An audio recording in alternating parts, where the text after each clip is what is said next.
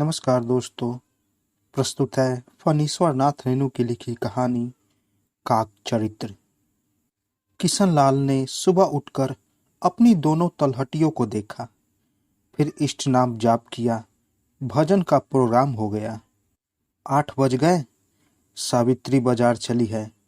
वह उठकर बैठ गया और बाएं से दाहिने कंधे को छूकर देखा। नहीं, दर्द नहीं। फिर उसने बाह को टीप कर देखा। नहीं, दर्द नहीं। 2-3 बार नतूने से लंबी सांस लेकर परीक्षा की। दोनों नकबा से एकदम क्लियर। आज शाम को आपाधापी दर्द की भी कोई आशंका नहीं, बशर्ते नहीं। उसकी शंका निर्मूल थी। वह प्रसन्न होकर कोई गीत गुनगुनाने लगा। सामने मैदान की ओर देखने लगा। प्रातः भ्रमण करने वाले घर लौट रहे हैं, लेकिन उस मोटे आदमी का मोटापा इस जीवन में कब खत्म नहीं होगा। सुबह के गोल मार्केट के गोल पार्क के चारों ओर दुल्की चार दौड़ता है। शाम के अंधेरे में मिठाई की दुकान में आधा दर्जन रसगुल्ले और क्रीम चाप खा जाता है। उसके खाने के ढंग को देखकर कोई भी कह सकता है कि उसे मिठाई की मनाही है, और वह चुराकर कुपथ्य भोजन कर रहा है। एक रसगुल्ला मुंह में डाला और चारों ओर देखता है। किशन लाल को हंसी आई। उस दिन भले आदमी के साथ उसका बेटा भी था। शायद उसके साथ भेजा गया था। भले आदमी ने उसको फुसलाकर एक और टरका दिया था, लेकिन ऐन मौके पर पकड़े गए बेचारे। बेटे ने बाप को धमकी दी, बाबा की होच्छे, माँ के बोलबे दीबो। भले आदमी ने 4 पंतुआ घूंस देकर बेटे का मुंह बंद किया। पता नहीं क्या नाम है उसका। किशन लाल को उससे सहानुभूति है। एक दिन परिचय पात करने के लिए किशन लाल उसको रसगुल्ला खिलाएगा। सामने वाले बिजली के खंभे पर एक कौवा न जाने कब से बैठा काय काय कर रहा था। एक बार उसने बहुत कर्कश स्वर में काय काय किया। तब किशन लाल का ध्यान उधर गया। अरे रे, यह कौवा साला क्या कर रहा है। मरकरी बार में लगे पतले तार को चोंच से खींच रहा है। रात को अंधेरा छाया रहेगा। कई दिन तक अंधेरा रहेगा, शायद महीनों। फिर किसी दिन किसी को ख्याल होगा तो तार जुड़ेगा और रोशनी होगी घर के सामने। रात में महीनों अंधेरा छाया रहेगा। साला कौवा भी तोड़ फोड़ करता है, सट्टेबाज करता है। किशन लाल ने पहले मुंह से हास फूस करके उसको उड़ाने की चेष्टा की, लेकिन कौवा उसी तरह काय काय करता रहा और रह रह कर तार को चोंच से खींचता रहा। इस बार तो तोड़ ही देगा। रसोई घर किशन लाल ने इधर उधर देखा। आसपास कोई ढेला कंकड़ नहीं। वह रसोई घर में घुसा। कोयले का एक टुकड़ा हाथ में लिया, फिर रख दिया। कोयला दिन दिन महंगा होता जा रहा था। उसने तरकारी की डाली से एक आलू निकाला, फिर रख दिया। नहीं, आलू क्यों बर्बाद करे। इस छोटे से सूखे प्याज से काम चल जाएगा। अंकुराया हुआ प्याज है, मिट्टी पाकर जड़ जमा लेगा, बेकार नहीं जाएगा। सूखे और अंकुराए हुए प्याज को कौवे की ओर फेंका। उसने अचानक हाथ का दर्द जोर से चिनचिना उठा। कौवा नहीं उड़ा, लेकिन दर्द के मारे उसके मुंह से हल्की सी चीख निकल पड़ी। और तभी सावित्री आ गई। क्या है, क्या हुआ। दर्द। सावित्री ने मुंह बनाकर मछली की थैली ओर रख दी। सावित्री का मुंह बनाना वह समझता है। वह कब किस बात पर कैसा मुंह करती है, किशन लाल को छोड़कर और कौन समझेगा। अभी सावित्री के मुंह बनाने का अर्थ हुआ, यह दर्द तुम्हारी मौत के साथ जाएगा। इतनी बड़ी बात। जब से किशन लाल के हाथ में दर्द हुआ है, दुनिया है उससे निराश हो गई है। सभी उसे कामचोर, बहानेबाज और झूठा समझने लगे हैं। 8 महीने बाद उसकी पत्नी भी उसके दर्द को भूल गई। कहती है, तुम्हारा वहम है। वहम? कोई शौक से महानारायण तेल क्यों मालिश करेगा। भला जिसकी गंध से दुनिया के सभी जीव जंतुओं को उबकाई आती हो। यह क्या, बुआली मछली ले आई है? बुआली खाने से पुराना दर्द भी उभर आता है। यह क्या, उसकी पत्नी नहीं जानती अथवा जानबूझकर ही ले आई? उसे झुंझलाकर पूछा। यह बुआली मछली कौन खाएगा? सावित्री चूल्हा सुलगा रही थी। उसने कोई जवाब नहीं दिया। किशनलाल ने इस बार तीखे स्वर में कहा, मैं अभी ही कह देता हूँ, खाने के समय फिर मुझे मत कहना। मैं बुआली मछली नहीं खाऊंगा। बुआली मछली में क्या है? यह बादी होता है, सो तुम नहीं जानती? सावित्री ने फिर मुंह बनाया। अर्थात तुम्हारे लिए दुनिया की हर चीज बादी है। किशनलाल का मन दुख और ग्लानि से भर गया। एक उस मोटे आदमी की बीवी है जो रोज उसको बिछावन से उठाकर गोल पार्क के चारों ओर दुलक्की चाल में दौड़ने के लिए भेजती है। पति बाहर निकलकर कुछ अपत कुपत न खा ले इसलिए बेटे को साथ में लगा देती है। और एक उसकी स्त्री है जिसका नाम सावित्री है, पर अपने पति के साथ इस तरह दुर्व्यवहार करती है। न आज का दिन बुरी तरह कटेगा। दर्द बढ़ रहा है, बढ़ता जा रहा है। दर्द अब कंधे तक आ गया है। उसकी कनपट्टी गर्म हो रही है। दाहिना नथुना बंद हो गया। दोपहर को ही अधपकाली शुरू हो जाएगी। आज कौवा साला फिर लौट कर आ गया। शायद वह किशनलाल को चिढ़ाने आया है कि वह अपने मन में उड़कर आया था और अपने ही मन से फिर लौट कर आया है। उसको कोई नहीं उड़ा सकता। शायद क्यों यह साला सचमुच उसको चिढ़ाने आया है। किशनलाल की ओर मुंह करके चोंच नचाकर काय काय करता है। सिर्फ काय काय नहीं, काय काय करता है। यह किया, कौवा ही सारे अशुभ और अशुभ का वाहक है। जिस दिन वह फिसल कर गिरा था उस दिन भी क्या सुबह को यह इसी तरह काय काय कर रहा था? 8 महीने पहले की बात याद नहीं, लेकिन जरूर इसने अशुभ सुर में काय काय किया होगा। किशनलाल के कानों के आसपास कौवों की तरह बोलने की आवाज गूंजने लगी। का आ काय काय फुर का के का। अभी गुलेल होता या बंदूक।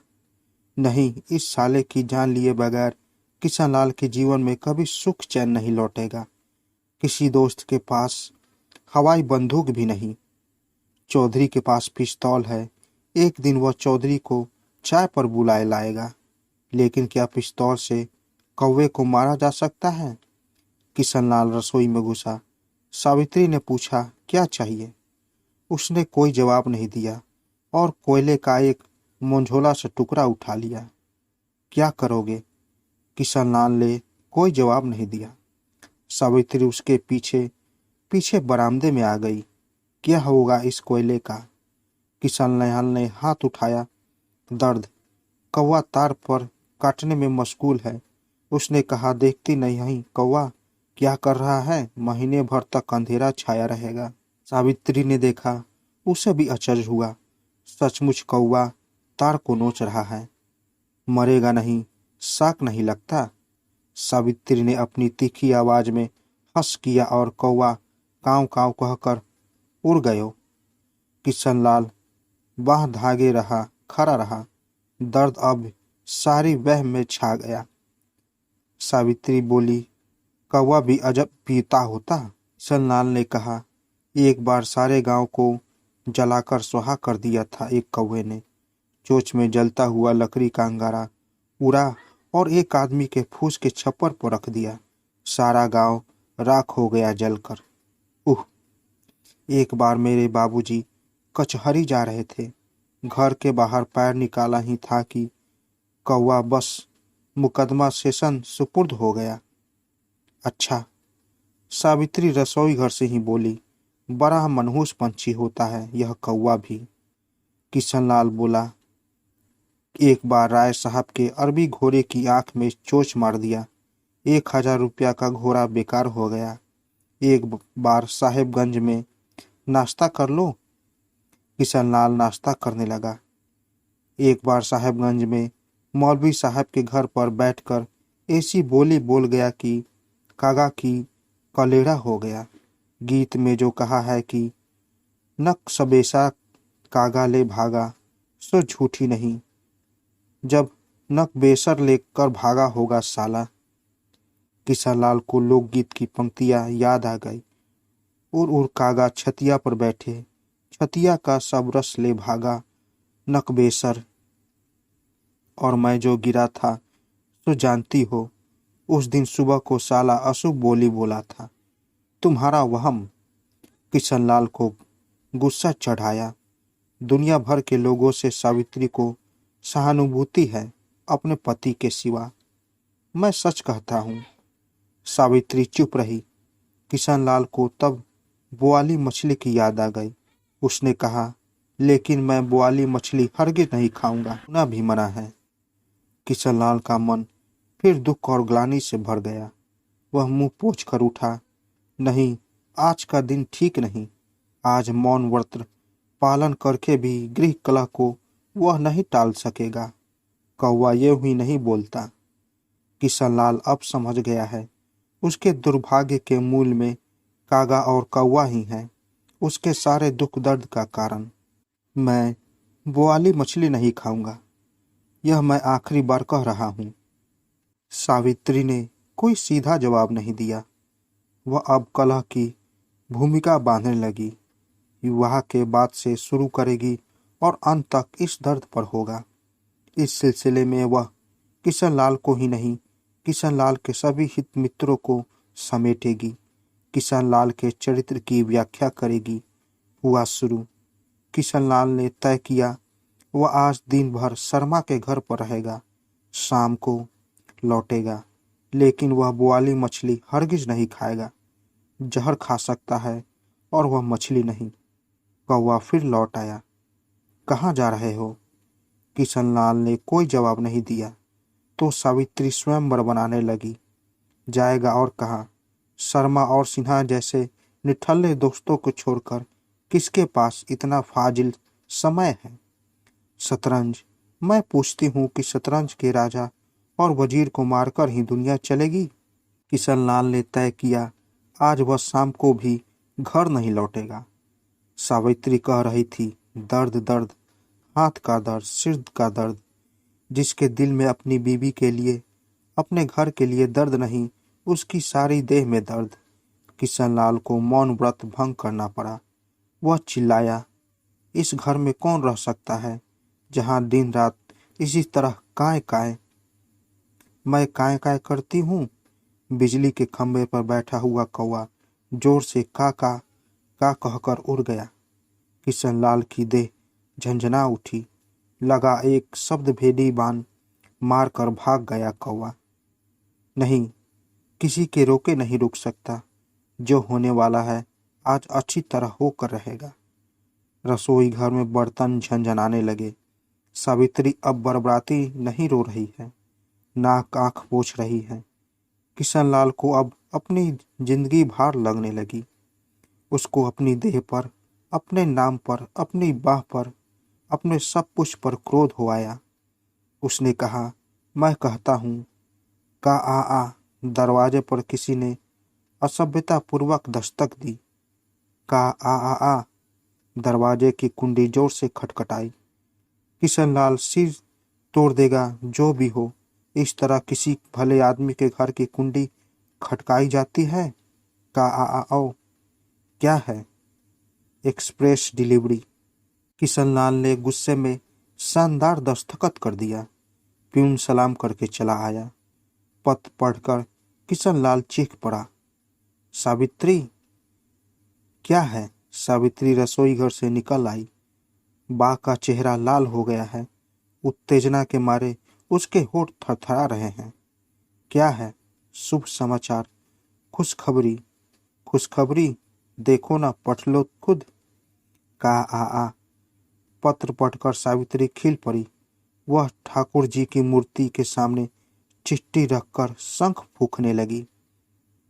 किशनलाल बोला, बुआली मछली का छाप बहुत लाजवाब होता है, तो भी तुम्हारे हाथ का? नहीं, बुआली मछली से तुम्हारा दर्द बढ़ता है तो मत खाओ। अरे, कहाँ का दर्द? नहीं बाबा, बादी चीज। सावित्री, कौवा हमेशा अशुभ ही नहीं भागता, ग्वाली मछली हमेशा बाधी नहीं होती। किशनलाल ने मछली की थाली से भुनी हुई मछली का एक टुकड़ा उठाया, बरामदे पर आया और जोर से कौवे की ओर फेंकते हुए कहा, ले जा, ले जा।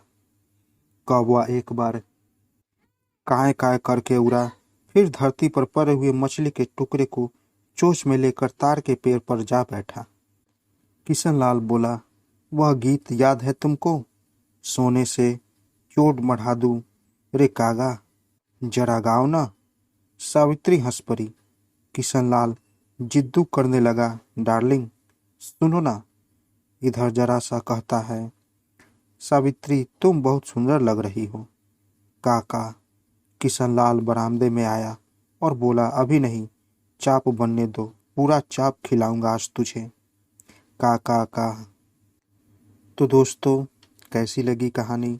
अगर आप लोगों को कहानी अच्छी लगी हो तो मेरे चैनल को ज़रूर सब्सक्राइब करें और साथ साथ बेल आइकन को भी ज़रूर दबाएं ताकि मेरी कहानी सबसे पहले आप तक पहुंचे।